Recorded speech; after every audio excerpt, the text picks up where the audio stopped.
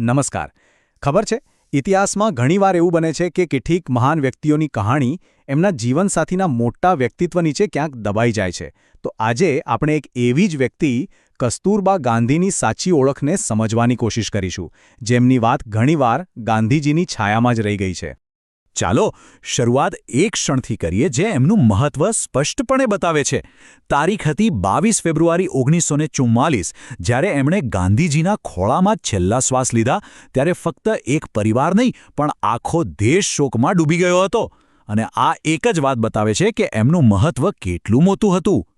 તો આજે આપણે આ સફરમાં આગળ વધીશું અને આ મુદ્દા ઉપર વાત કરીશું. આખો દેશ શોકમાં કેમ હતો, એમની છાયામાં હોવાની જે ગેરમાન્યતા છે એના પર, એમનું પોતાનું મજબૂત વ્યક્તિત્વ, ગાંધીજી સાથેનો એમનો બરાબરીનો સંબંધ અને છેલ્લે એમનો જે તેજસ્વી વારસો છે એના પર. તો આજે રાષ્ટ્રીય શોકની વાત છે ને, એ આપણને એક સવાલ પૂછવા પર મજબૂર કરે છે. આખરે એવું તો શું હતું કે આખો દેશ એમના માટે આટલો બધો આદર ધરાવતો હતો?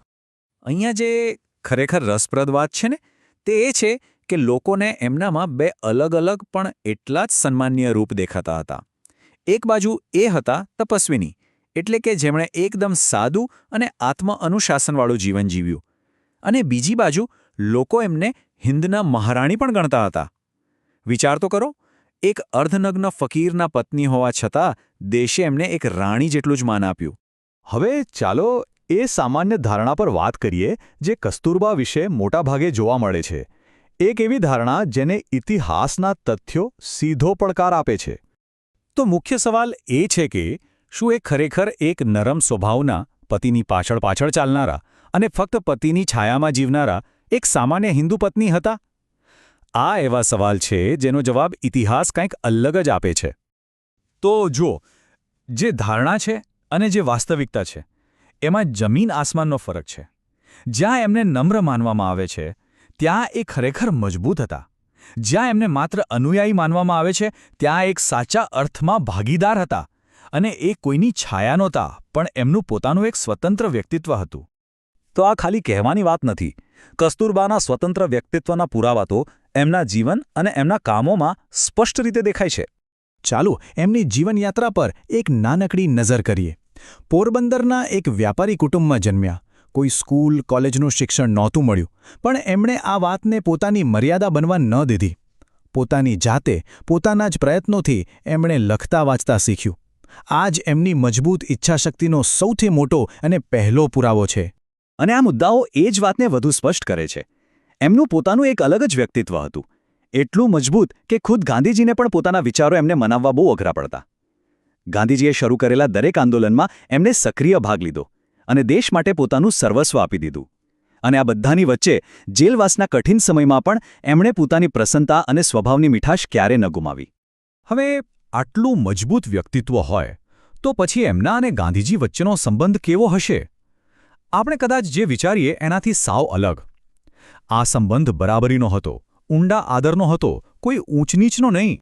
એમના સંબંધનું સાચું સ્વરૂપ જાણવું હોય ને, તો એ કોઈ ઇતિહાસકારના પુસ્તકોમાં નહીં પણ ખુદ ગાંધીજીના શબ્દોમાં જ શ્રેષ્ઠ રીતે વ્યક્ત થાય છે. આ શબ્દો એમના ઊંડા આદર અને સમાનતાના સંબંધને ઉજાગર કરે છે. જન્મોજન્મ પસંદગી કરવાની હોય તો હું બાને જ પસંદ કરું. બસ આ એક વાક્યમાં બધું જ આવી ગયું. ગાંધીજીના આ શબ્દોમાં કસ્તુરબા માટેનો એમનો અનહદ પ્રેમ, આદર અને એમને એક સમાન ભાગીદાર તરીકે જોવાની એમની દ્રષ્ટિ સાફ દેખાય છે.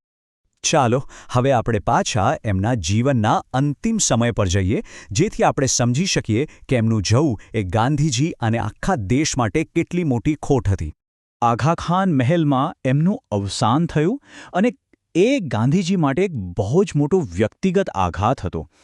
એમના વિશ્વાસુ સચિવ મહાદેવ દેસાઈના મૃત્યુ પછી પત્નીનું મૃત્યુ થયું અને જાણે કે એમના જીવનની કરુણતા એકદમ ચરમસીમાએ પહોંચી ગઈ.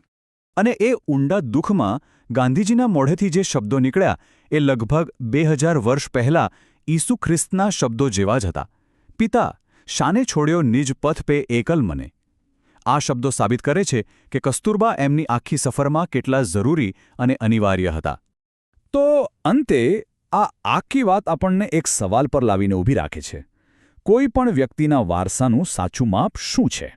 શું એ ફક્ત એમના પ્રખ્યાત સંબંધોથી મપાઈ છે કે પછી એમના પોતાના મજબૂત વ્યક્તિત્વ, એમના બલિદાન અને એમના ગયા પછી જે ઊંડી અસર પાછળ રહી જાય છે એનાથી?